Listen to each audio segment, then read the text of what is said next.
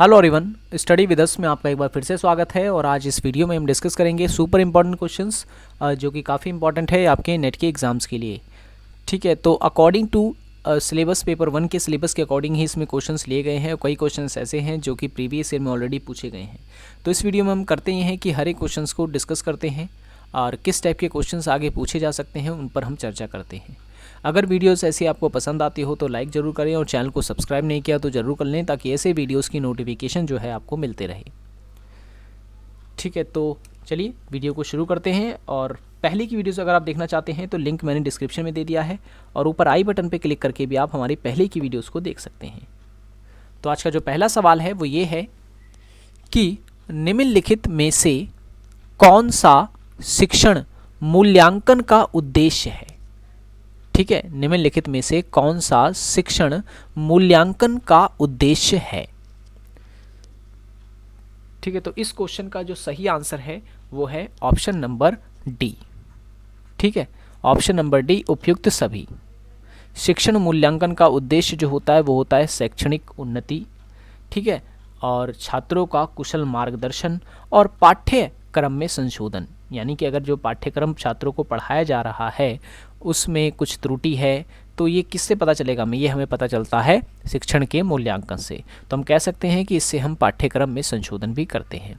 ठीक है, और भी कई प्रकार के उद्देश्य होते हैं शिक्षण मूल्यांकन के, जैसे कि विद्यार्थियों का वर्गीकरण। ठीक है, विद्यार्थियों का वर्गीकरण। अब ये वर्गीकरण कैसे?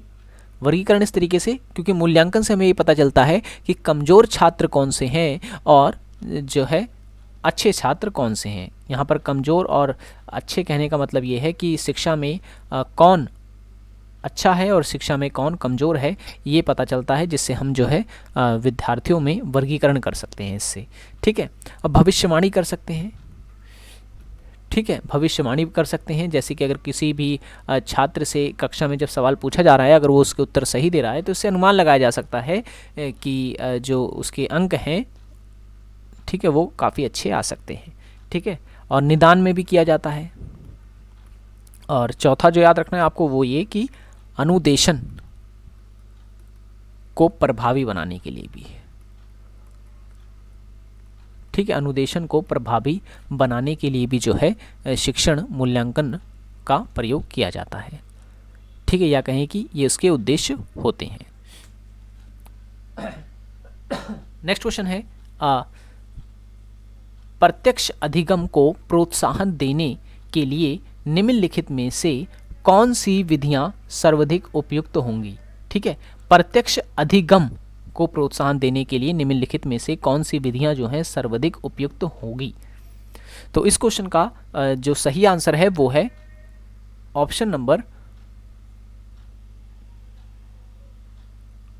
प्रयोजन विधि। ऑप्शन नंबर 20 का सही आंसर है प्रयोजन विधि जो है सबसे उपयुक्त होगी इसमें। ठीक है, प्रत्यक्ष अधिगम में। नेक्स्ट क्वेश्चन ये है कि शिक्षण की स्वानुभाविक विधि का विकास किसने किया था।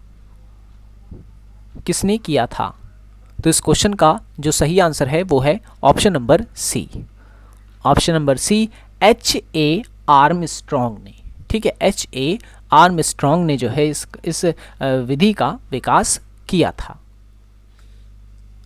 नेक्स्ट क्वेश्चन है छात्रों की अधिकतम प्रतिभागी संभव है। किसमें संभव है? परिचर्चा विधि में संभव है, व्याख्यान विधि में संभव है, या फिर श्रव्य दृश्य साधनों द्वारा संभव है, या फिर पाठ्य पुस्तक विधि से संभव है। तो इस क्वेश्चन का जो सही जो आंसर हो जाएगा वो हो जाएगा option number A.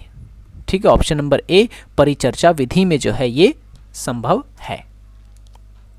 Next question है निम्नलिखित में से कौन सा क्षेत्र भूकंप की दृष्टि से अत्यधिक जोखिम क्षेत्र में आता है। ये क्वेश्चन पूछा गया था सन 2019 में। ठीक है, सन 2019 में ये सवाल पूछा गया था। तो इस क्वेश्चन का जो सही आंसर हो जाएगा वो हो जाएगा हिमालयी क्षेत्र। ठीक है, हिमालय का क्षेत्र जो होता है वो भूकंप की दृष्टि से अधिक जोखिम भरा होता है, क्योंकि यहाँ भूकंप अधिक आते हैं और भूकंप जब आते हैं तो भारी तबाही मचाते हैं। क्योंकि होता यह है कि इससे जो ग्लेशियर होता है, जो पहाड़ पर्वत होते हैं बर्फ़ों के, वो टूटते हैं, जिससे न सिर्फ जान की हानि होती है बल्कि जान और मान दोनों की हानि देखने को मिलती है, और नदियाँ भी जो है इससे जलमग्न हो जाती हैं। भूकंप जो है, भूकंप का अर्थ होता है पृथ्वी का कंपन, और भूकंप को नापा जाता है रिक्टर स्केल में, ठीक है, रिक्टर स्केल में। और किस में देखा जाता है? तो सिस्मोग्राफ में, सिस्मोग्राफ में देखा जाता है, रिक्टर स्केल से नापा जाता है, ठीक है। ये भी याद रखना, ये भी एग्जाम में पूछा जा सकता है। नेक्स्ट क्वेश्चन है, देखिए वीडियो पसंद आ रही हो तो लाइक ज़रूर कर देना, चैनल को सब्सक्राइब नहीं किया तो ज़रूर कर लें, ठीक है। हमारे चैनल पे ऐसी वीडियोस जो हैं आप आती ही रहती हैं। प्रत्येक बालक, क्वेश्चन ये है कि प्रत्येक बालक के लिए एक पेड़ का नारा किस आशय से गढ़ा गया था? किस आशय से गढ़ा गया था? तो इस क्वेश्चन का जो सही आंसर है वो है सामाजिक वन कार्यक्रम के आशय से। ऑप्शन नंबर ए इसका करेक्ट आंसर है, ठीक है। देखिए क्योंकि वनों की इसमें बात हो रही है तो आपको चिपकू आंदोलन नहीं भूलना है, ठीक है। चिपकू आंदोलन से क्वेश्चन पूछा गया है। चिपकू आंदोलन कहाँ हुआ था? उत्तराखंड में, ठीक है। अपिक्को आंदोलन कहाँ हुआ था? कर्नाटक में, ठीक है। दोनों हुए थे 1973 में ही, ठीक है। ये भी आपको याद रखना है, ठीक है। नेक्स्ट क्वेश्चन है, निम्नलिखित में से कौन सी गैस जो है वो प्राकृतिक रूप से और औद्योगिक गतिविधि के परिणाम स्वरूप दोनों से उत्पन्न नहीं होती है? क्वेश्चन पूछ रहा है नहीं होती है, ठीक है। प्राकृतिक रूप से और औद्योगिक गतिविधि के रूप से जो गैस है जो उत्पन्न नहीं होती है वो है क्लोरोफ्लोरोकार्बन, ठीक है। क्लोरोफ्लोरोकार्बन क्यों? क्योंकि ये फ्रिज वगैरह आपने देखा होगा, CFC जो हम मानव जो AC फ्रिज इत्यादि यूज़ करता है वहाँ से ये गैस निकलती है क्लोरोफ्लोरोकार्बन। तो हम कह सकते हैं इस गैस को ना तो कोई उद्योग धंधे से निकलती है गैस और ना ही प्राकृतिक रूप से निकलती है, तो इसमें मानव जिम्मेदार है। तो क्लोरोफ्लोरोकार्बन एक ऐसी गैस है।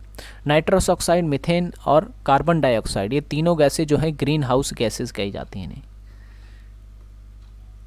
ठीक है। ग्रीन हाउस गैस इन्हें कहा जाता है।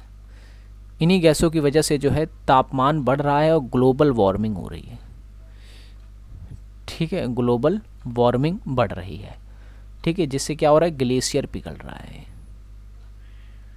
ठीक है।